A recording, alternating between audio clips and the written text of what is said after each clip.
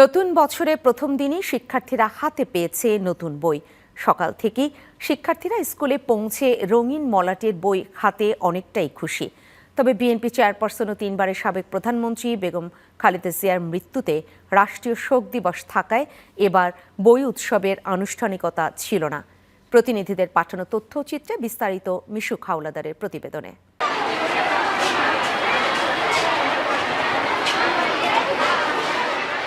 দেশের সরকারি ও বেসরকারি প্রাথমিক ও মাধ্যমিক বিদ্যালয়গুলো ঘুরে দেখা যায় সকাল থেকেই শিক্ষার্থী ও অভিভাবকদের ভিড় জমতে শুরু করেছে।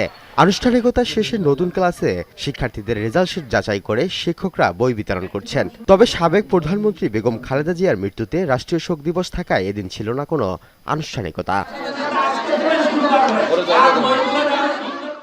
এমনই নিস্তব্ধতার মাঝে নতুন বছরের প্রথম দিনে খুলনায় প্রাথমিক ও মাধ্যমিক স্তরের বই বিতরণ করা হয়েছে।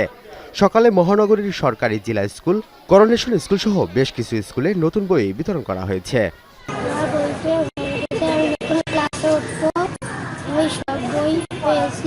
যেভাবে দেখছি সেটা হলো বই আস্তে আস্তে পর্যায়ক্রমে আসছে, তো একটু দেখা যাচ্ছে আজকে একটা দিল, দুদিন পরে একটা দিল, কিন্তু এবার একবারে সব করা পাইছি এবং একটাই পাইছি, এটা আসলে খুবই একটা ভালো দিক। স্ট্রবেরি সুপার ডটেড ও ক্লাসিক ভ্যারিয়েন্ট সেন্সেশন জাগুক শিহরণ। সিলেটে কোনো ধরনের আনুষ্ঠানিক উৎসব ছাড়াই বিতরণ করা হয়েছে নতুন শিক্ষাবর্ষের পাঠ্যপুস্তক। সকাল থেকেই প্রাথমিক বিদ্যালয়গুলোতে নতুন বই বিতরণের চিত্র দেখা গেছে। বছরের প্রথম দিনে নতুন ঝকঝকে বই হাতে পেয়ে খুশিতে মাতোয়ারা ক্ষুদে শিক্ষার্থীরা। তবে আনন্দের মাঝেও কিছুটা চিন্তার ভাঁজ দেখা গেছে মাধ্যমিকের অভিভাবকদের কপালে। মাধ্যমিক স্তরের সব বই এখনো না পৌঁছানোয় বইয়ের ঘাটতি নিয়ে দুশ্চিন্তায় রয়েছেন তারা। এদিকে নওগাঁয় বিভিন্ন শিক্ষা প্রতিষ্ঠানে বই বিতরণ করা হয়েছে। এ সময় সারিবদ্ধভাবে প্রতিষ্ঠানের শিক্ষকরা শিক্ষার্থীদের হাতে নতুন বই তুলে দেন। বছরের প্রথম 2026 সালের প্রথম দিনেই আমরা ক্লাস 3 থেকে ক্লাস 9 পর্যন্ত সব ক্লাসের সব বই পেয়েছি। শুধুমাত্র অষ্টম শ্রেণীর বইটা আমরা পাই নাই। সেটা হয়তো 2-1 দিনের ভিতরে আমরা পাবো এই আশা করছি এবং আমাদেরকে ওই আশ্বাস দিয়েছেন। এবার আমি ষষ্ঠ শ্রেণীতে উঠেছি এবং বছরের প্রথম দিনে নতুন বই পেয়ে আমি অনেক আনন্দিত এবং উৎসাহিত। নতুন বছরের শুরুতে আজকে আমি বই পেয়েছি, আমার খুব ভালো লাগছে। এখন থেকে আমরা মন দিয়ে পড়াশোনা করব। নতুন বছরে আমাদের খুব ভালো লাগছে আর এই সময় আমাদের বই পেয়ে অনেক ভালো লাগছে। এছাড়াও কোনো রকম আনুষ্ঠানিকতা ছাড়াই ব্রাহ্মণবাড়িয়ায় শিক্ষার্থীদের হাতে নতুন বই তুলে দেওয়া হয়েছে। নতুন বই হাতে নিতে সকালে জেলার বিভিন্ন বিদ্যালয়ের শিক্ষার্থীরা স্ব শিক্ষা প্রতিষ্ঠানে ভিড় করে।